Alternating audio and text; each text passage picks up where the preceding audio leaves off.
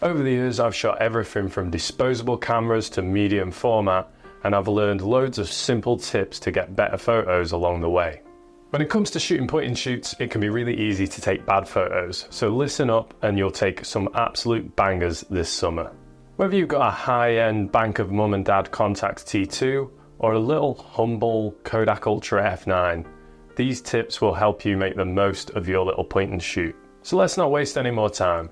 I'm going to start with some nice simple tips, and later on I'm going to mix in some secret sauce. When I started shooting film, I'd get my shots back and half of them were out of focus or blurry.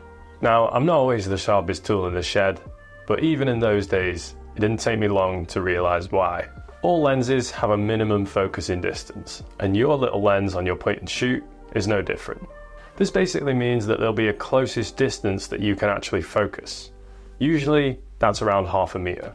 So to be safe, I would just suggest keeping your subject at around arm's length or further away to make sure that you get focus. Anything that's too close is just going to be well out of focus and it's not going to be very clear. People never really want to be that close to me anyway, so I don't really have this problem. I don't really want to focus on the kind of film you use too much, but the fact is that some are better than others. Now, my mantra is that you should shoot what you can afford. So if you can only afford Kodak Gold 200, then you should only shoot Kodak Gold 200. But if you can afford the good stuff like Lomo 400 or even Portra 400, then you should probably get that because you will get better pictures, they'll be more evenly exposed, and probably have a bit finer grain. But really, there are way more important things than the kind of film you use, so only do this if you can afford it. I think we all kind of assume that a point and shoot just does everything for you. I mean, it's fully automatic, so why wouldn't it? While that is kind of true and they do have autofocus, you do have to make sure that your shot is in focus. It's not just as simple as picking up the camera and taking a picture. All point and shoots have different focusing systems. Some are really good like the Olympus Mu 2 and some are really bad like the Canon SureShot Supreme. So how do we make sure that our shots are going to be in focus? Generally, you want to half press the shutter down while you're composing your photo and wait until you see a green light in your viewfinder. Every camera is different, so check up on your specific point and shoot. But usually that's the process. Once you've got your green light, you can take your picture and it should be in focus. Hard down, baby. You're going to be Henri Cartier-Bresson in no time. Now this is pretty simple, but all the best tips are: don't let yourself, your teacher, your family, your dog down by getting underexposed shots. You're better than that. Winners use flash in low light. We're talking indoors or when it's going dark outside or you're on a night out. Make sure you're using your flash. Now this tip was a little too basic, so I'm gonna have to add a little stank to it. Sprinkle a little of that secret sauce on this because I've got to give you a little bit extra. Something that I really love doing, even with point and shoots, is to take a flash photo of your subject. So let's say it's a person with a lit up background. So let's say it's a sunset. So you put your subject in the foreground, take a picture of them with flash on, and they will be evenly exposed, but the background will also probably be evenly exposed because that's also lit up with like a sunset. It's a really cool way of getting a really interesting photo and you should try it. Now, if you're anything like me, then for the longest time, you were sending your film to a high street lab. I know it's difficult. When you first start film photography, you don't know where to send your film to get it processed.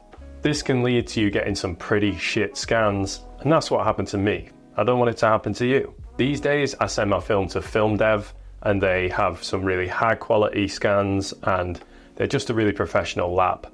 I'm not sponsored by them, I just think they're really good. Their high resolution scans are like £8.50 per roll, which is really good in comparison to what most labs cost. Going to a really good lab can make, whoa, there's a squirrel outside. Going to a really good lab can make a really big difference to how your shots look, because if they're really good professionals, they'll scan them at a really good quality, but they'll also make sure that the photos look right and look fairly correct when they come to you.